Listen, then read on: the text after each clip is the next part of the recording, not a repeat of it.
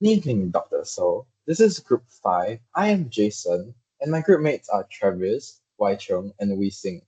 Today, we'll be going through our herbs of interest after we visited the Botanic Garden, Healing Garden.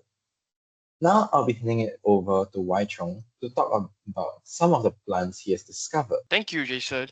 Now, let's begin with Dinospora crispa, commonly known as petawali, a climbing plant with heart-shaped leaves that's deeply rooted in traditional medicine across Southeast Asia. Petawali is renowned for its ability to reduce fever and treat malaria, but its uses go far beyond that. It's traditionally used to manage gonorrhea, diabetes, hypertension, and even digestive issues. In some cultures, it's considered a general immune tonic. So, how does it work to reduce fever? Firstly, it blocks fever causing cytokines, which are chemical messengers that trigger inflammation and raise body temperature. Secondly, it reduces prostaglandin E2 levels in the brain, which lowers the temperature set point, essentially telling the body to cool down. Thirdly, it modulates the immune response, preventing excessive heat production and helping the body maintain balance. Beyond fever relief, Petawali also contains powerful bioactive compounds like alkaloids and flavonoids. These compounds contribute to its broader medicinal effects. Some of them include antioxidant properties, which help neutralize free radicals and reduce oxidative stress. It also helps with anti-diabetic activity, which improves insulin sensitivity and glucose uptake. In short, Petawali is a multifunctional plant that works at the molecular level to regulate inflammation, immunity, and metabolism.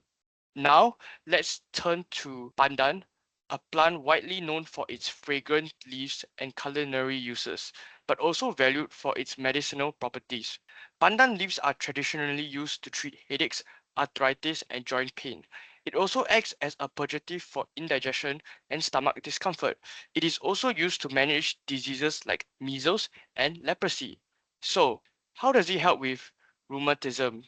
Firstly, it contains alkaloids which block pain signals, and this would reduce discomfort. It also contains flavonoids which act as antioxidants to suppress inflammatory enzymes and reduce swelling. The essential oils that it contains may further contribute to its soothing effects. In this slide, you also will see the chemical structures of both an alkaloid and a flavonoid. The alkaloid features an indole ring, an ethylamine side chain, and a carboxylic acid group, which helps to block pain pathways to the brain. The flavonoid, also shown here, has a three-ring system with hydroxyl and ketone groups, which are key to its anti-inflammatory action. Together, these two plants demonstrate how traditional plants can offer scientifically backed solutions for fever, pain, and inflammation, each working through distinct biochemical pathways to restore health and balance. With that, I'll be passing my time on to Wising to talk about the other plants that he has discovered. Thank you. Thank you very much, Waishan, for sharing all of the plants that you have found interesting in our trip. So for the first plant that I found very interesting was the Antidesma bruneus or the beginning plant. It is rich in antioxidants, making it a superfood. And it also actually helps with conditions like cancer and diabetes.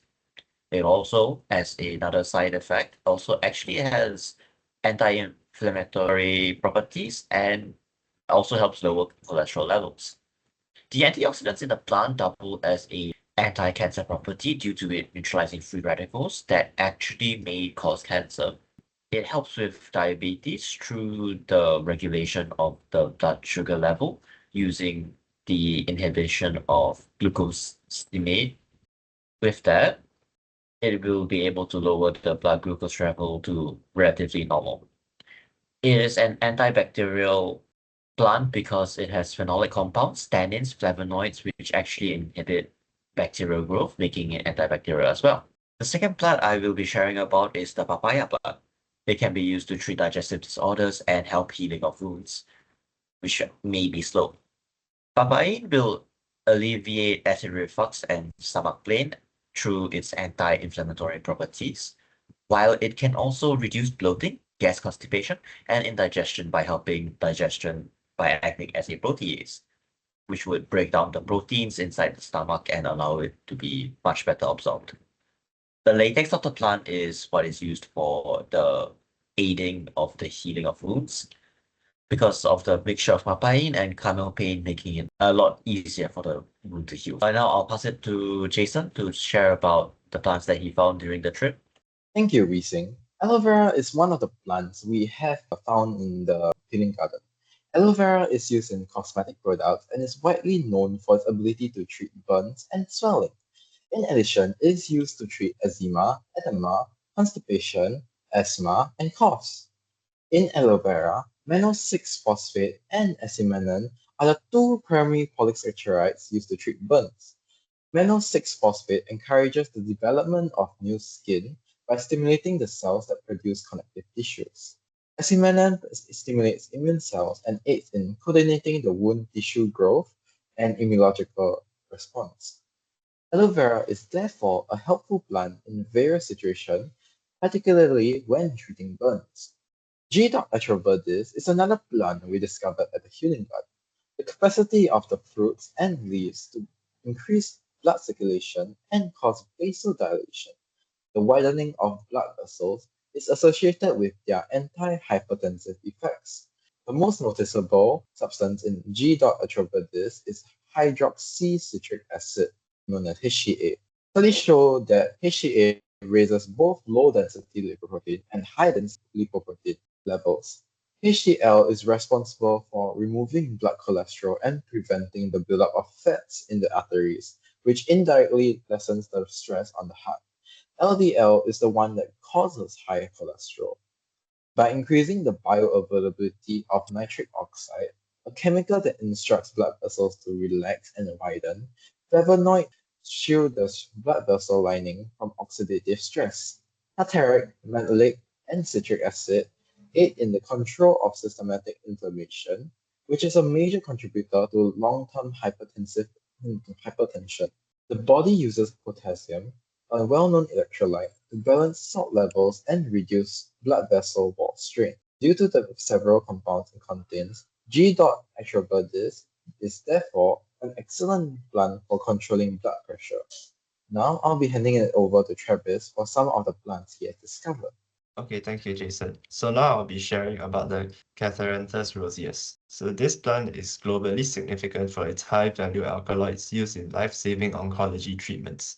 Some therapeutic properties of this plant is its potent anti-cancer and anti-diabetic, anti-hypertensive, and anti-disinfectant properties. So this plant is used in the treatment of leukemia, lymphoma, and cardiovascular diseases. This plant contains many different alkaloids, most notably vincristine and vinblastine. So these two alkaloids target the core machinery of cell division in rapidly multiplying cancer cells. Its primary mechanism is the destruction of microtubules. So by binding to tubulin, these alkaloids bind to the protein in the healthy cells called tubulin, and these tubulin subunits polymerize to form microtubules, which act as tracks for moving chromosomes during cell division. So these alkaloids would inhibit the polymerization to prevent these tubulin subunits from joining together, effectively blocking the formation of mitotic spindle, the structure necessary to pull chromosomes apart into two new cells. This would cause mitotic arrest because the cell cannot correctly separate its genetic material. It becomes stuck in the metaphase stage of the cell cycle. The secondary effect is programmed cell death. The alkaloids will induce apoptosis as the prolonged arrest in the middle of cell division triggers a cellular alarm that leads to apoptosis. And they target rapidly dividing cancer cells in leukemia and lymphoma, as these cells divide much faster than normal healthy cells, so they are more frequently caught in their vulnerable state, leading to their selective destruction. So the commercial use of these plants is for the creation of chemotherapy drugs like oncovin and Velpan. So for the treatment of leukemia, vincristine, commercially known as oncovin, is a cornerstone treatment for acute lymphoblastic leukemia, also known as ARL, especially in pediatric patients.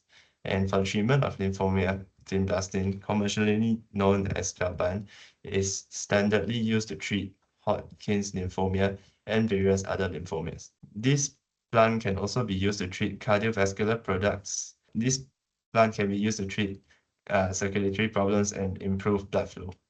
So now I'll pass the time to Wee-Sing to conclude. Thank you, Travis.